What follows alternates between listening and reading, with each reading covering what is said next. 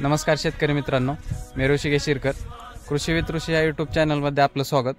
Video खूप informative असणार आहे, त्यामुळे व्हिडिओ शेवटपर्यंत बघा। व्हिडिओ बनवण्याचे कारण म्हणजे जे आपण आपल्या शेतामध्ये शेणखत वापरतो, तर शेणखत कशा पद्धतीने वापरलं पाहिजे आणि वापरल्याच्या नंतर काय काय काळजी घेतली पाहिजे, तर ते आज आपण या व्हिडिओमधनं पाहणार आहे। शेणखत वापरत असताना आपल्याला सगळ्यात महत्त्वाची काळजी घ्यायची आहे ते म्हणजे जे आपलं शेणखत आहे ते पूर्णपणे कुजलेलं शेणखत असलेलं पाहिजे।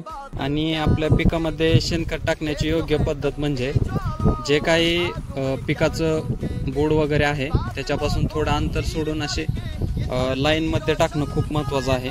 कारण बरेच शेतकरी काय करतात, तर जे काही पिकाचे बूड वगैरे आहे ते बुडाच्या दोन्ही साईडने ढीग घातल्यासारखं करतात, तर याचा अटॅक आपल्याला झाडांवरती झालेला पाहायला मिळतो। तर दोन्ही बाजूंनी ढीग घातल्यामुळे जर आपल्या पिकांवर अटॅक कसा होत असेल, तर ज्यावेळेस आपण दोन्ही बाजूंनी आपण ज्यावेळेस बुडाच्या साईडला ढीग वगैरे घालतो त्यावेळेस ज्या मुळ्या आहेत त्या मुळ्या तिथे गेल्याच्या नंतर जो उष्णतेचा प्रमाण आहे ते त्यामध्ये जास्त असल्यामुळे त्या आपल्याला मुळ्या डॅमेज झालेल्या पाहायला मिळतात।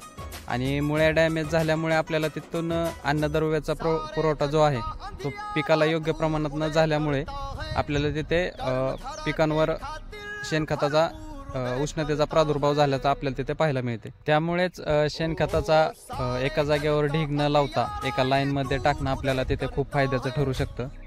आणि जे काय शेण वगैरे आहे ते कुजण्यासाठी ठेवल्याच्या नंतर त्यामध्ये जे हार्मफुल बॅक्टेरिया आहेत त्याच्यामध्ये बुरशी असेल किंवा जे हुमणीचे प्रमाण आहे ते आपल्याला त्यामध्ये पाहायला मिळते।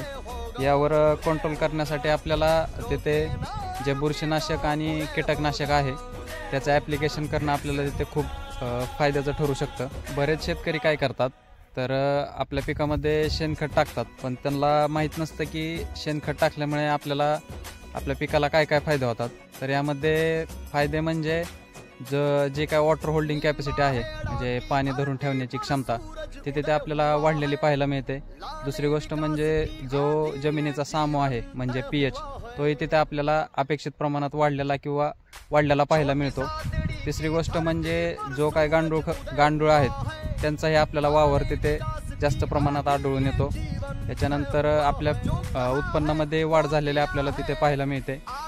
आणि ते आपल्याला पांढऱ्या मुळीचीही वाढ चांगल्या प्रमाणात झालेली आपल्याला तिथे पाहायला मिळते।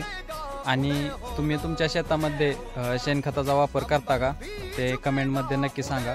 आणि जर करत असाल तर तो कशा पद्धतीने करता हेही नक्की सांगा। व्हिडिओ आवडला असेल तर लाईक करा, शेअर करा, सबस्क्राईब करा। धन्यवाद।